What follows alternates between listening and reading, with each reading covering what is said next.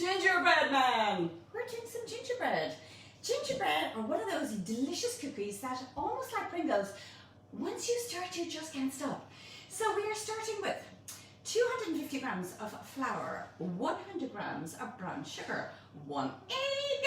We have got some butter, 75 grams of very cold butter. It needs to be very cold. We've got 50 grams of golden syrup. We have a teaspoon of bread soda, 1.5 teaspoons of a mixed spice, 1.5 teaspoons of ginger. They're not too hot.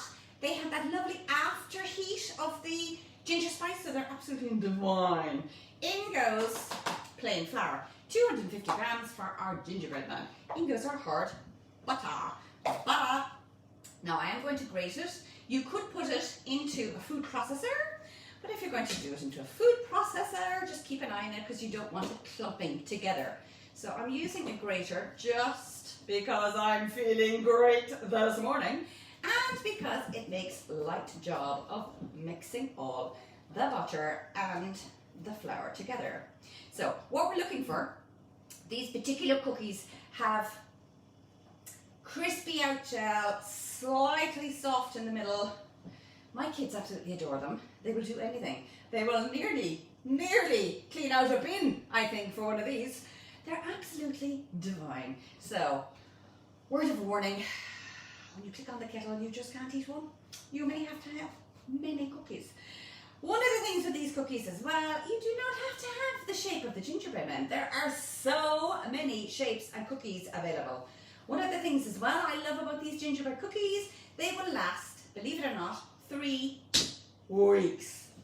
So if you keep these sealed in a Tupperware container, the cookies themselves will remain fresh as if you baked them yesterday in a sealed container for 3 weeks. Now, so next thing we do is we're going to show me the money yet again. Show me the money. I am breaking up the butter. It has been grated. It's very cold to the touch. What you don't want is soft butter, because if you start with soft butter, you will have an incredibly soft dough. Don't want that happening. So we have got our butter mixed in with our flour, and the next thing we're going to do is we're going to add our brown sugar. So in goes our brown sugar. Now you need to break up the brown sugar because with brown sugar, it has a natural tendency to end up in little clumps. What you don't want is having a gingerbread looking as if it's got a boil on its right shoulder, and that's because the brown sugar has been blended into your dough properly. You'll end up with hot spots of molten sugar in your gingerbread, and they will look like as if they're slightly deformed. It's not going to happen on my watch, not at all. So we're going to blend our cookie flour dough, and I have composed myself from yesterday. So the hilarity has just subdued this morning. I am not sticking my head in any more food bins. And my food bin is gleaming, by the way, may I add. Nobody's ever using my food bin, ever again. So I've got my gingerbread mix, and it's completely blended through. Do I need the container? No. Next come the spices. So we have 1.5 teaspoons of ginger, because they're gingerbread men. We've got 1.5 teaspoons of mixed spice. We have got 1 teaspoon of bread soda for our beautiful gingerbread men. And again, give it a good old mix so you get all the spices through. The next thing, oh, you can smell, it smells of Christmas. Next thing we're going to do is we're going to get our golden syrup and our egg. Now, moving our ladies in 2 minutes. Clean as you go, clean as you go. So we have got our egg and our golden syrup. Now my golden syrup is slightly solidified. I have greased the container because it makes it much easier to mix my golden syrup. In goes the egg. Clean as you go. Give it a good old stir so you're mixing your golden syrup and your egg together until completely combined. And this makes life so much easier when you're putting it into the flour mix. See, so you're going to get your egg and your golden syrup. Now, if you're finding it difficult to get your golden syrup, you can also use the macchia, the pretend maple syrup. That's also in supply. So you can use those as well. So if you're stuck, because for some reason, for the last 2 weeks, I couldn't get golden syrup. I have it now, but I did use these with maple syrup and they're perfect. So in goes our concoction. Every last bit. Here we go. And all I'm doing now is I am mixing the egg and the golden syrup with my flour. Now this is such a forgiving dough. You can beat the living daylights out of it. You can put it in a stand-alone mixer. After my Joe Wicks exercises, I'm getting my bat wings toned for the summer, so I'm going to use my hand. It says she's spitting it all over the bowl. So in it goes, in it goes. Mix and mix and mix and mix. A beatbox bacon, beatbox bacon. So in goes the claw. And I'm using my hand to mix all of this together. And if you want to zoom in, you can see that it looks like a dry mix, but it's not. You persevere, persevere, and it'll all come together. Just like this pandemic, it will all come well in the end. So, we have now got our dough. Now, you can see it is very sticky, okay? Easy go, up, up, up, up, zoom. So we've our clean station. Give it one old mixeroni. Cut it in half because it just makes life that little bit easier. Now, I've got spacers because I'm spaced out in the kitchen. These are fabulous. These are used for cookie rolling out. When they're lying flat like so, they would be the thickness of your sugar paste if you're doing for cakes. If you lie them straight up, they would be the thickness for almond paste. Now, having said that, if my mother saw that thickness of almond paste, I'd get a smack on the ear because she likes maybe 3-4 fingers of almond paste. But this is just to give you an idea. These are fab. They're like train tracks. So when we're actually working with our dough, we can, it's a tiny bit of flour. We can use this as a guide. If you don't have marzipan spacers, you can use a cake board on either side, a chopping board of either side, obviously the same thickness. So when you're rolling out, you will have even cookies of any description. So I am rolling them between the train tracks. Woo woo! See? Beatbox bacon. Now look, I was getting a little cocky there now. It flung back on itself. But fear not, it will roll. And you've got gingerbread men, the gingerbread men. Now I will do that again because I made an absolute pig's ear of that. Showing off I was with my train tracks. Dun, dun, dun, dun, dun. So using the spacers, which are amazing. Cookies are a fabulous way to get kids creative in the kitchen because you can just give them the dough and let them work away. So you can hear it cannot go any further, which means your cookies will have the same thickness as you're putting them into the oven to bake. So down they go, down they go. It is a lovely dough, but as you can see, it is very delicate, okay? So your dough is very delicate. So scrunch this over to the side because I'm not going to spend 14 minutes rolling out all the cookies. They then go on a tray where they will sit happily in the fridge for 30 minutes to firm up. Okay?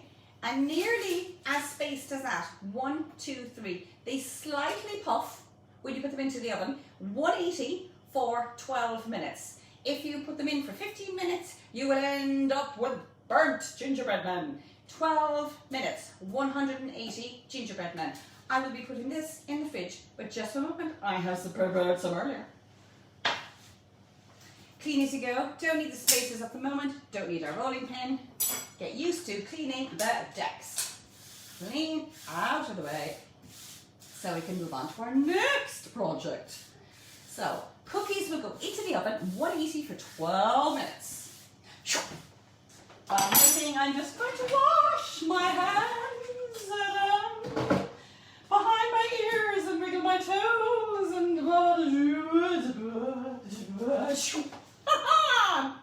did you miss me? Now, what we're going to do next, we're going to decorate some. So I have prepared some earlier. And we've got gingerbread men.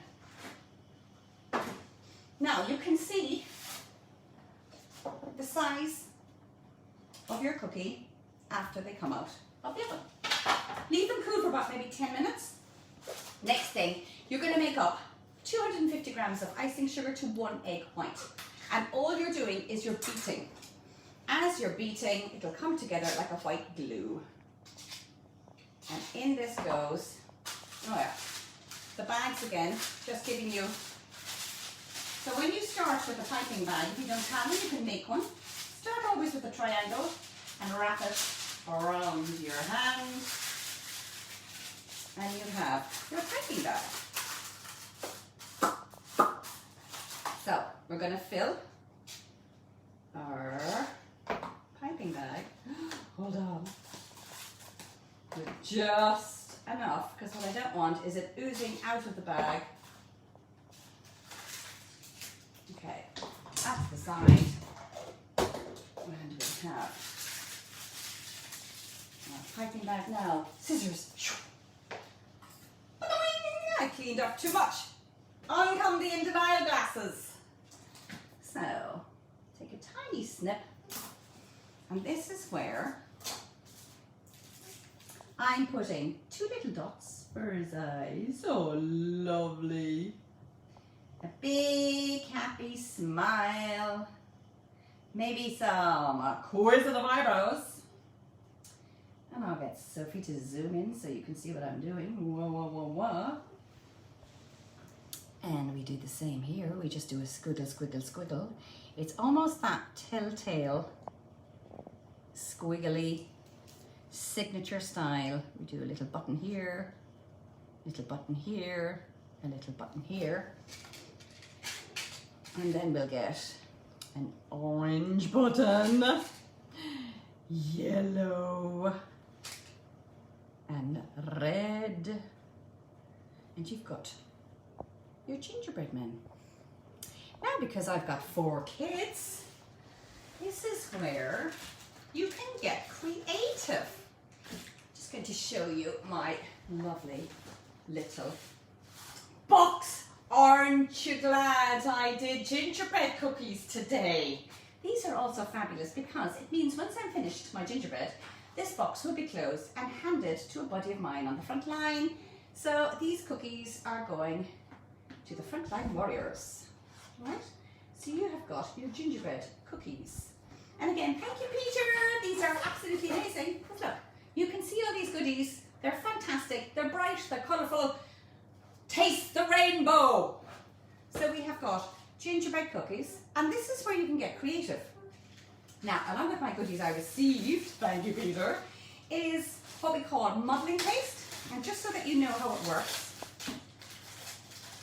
I literally took off a slice, sliced down, and I've got green paste. So the next thing is you just manipulate it with your hand until it's a soft, pliable dough. So once you have your soft, pliable dough, you can roll it out with a tiny bit of icing sugar, just to manipulate whatever shape you want, okay? Now, the reason I'm not going through loads of our decorations, we could be here all morning. Oh my God, you lose the will to live. So what I have done is I have done a gingerbread. Oh, zoom in and we have a look. So all I've done here is I've used the green paste. I've introduced a bit of colour by reducing the strong green and adding a bit of pale white, and then creating the mask using the same cookie cutter as a guide to chop off the section for the arms, the legs, and then exactly the same with the head, just to make sure it fits within the cookie. So this is where your kids can get creative. And here we have with the white paste. So with the white paste, we've done Nurse Betty. So Nurse Betty has got a lovely bright smile on her because she's amazing. And we've got the red old cross because she's coming to the rescue. And we have got the frontline warriors all ready to be devoured. So lads, lasses, ladies, gents, get busy with all your bits and bobs. Get creative. You've got fabulous tools. You don't have to use these tools. You can use the end of spaghetti to get the stitching wheel effect. You've got edible food pens. You can use that for detail. You could write a name, Betty, Aunt Betty, Mary Lou, Frank, Bob, whatever. This is where get creative. Cookies galore, gingerbread men. So we've got gingerbread, cookies, and we shall see you tomorrow at 10.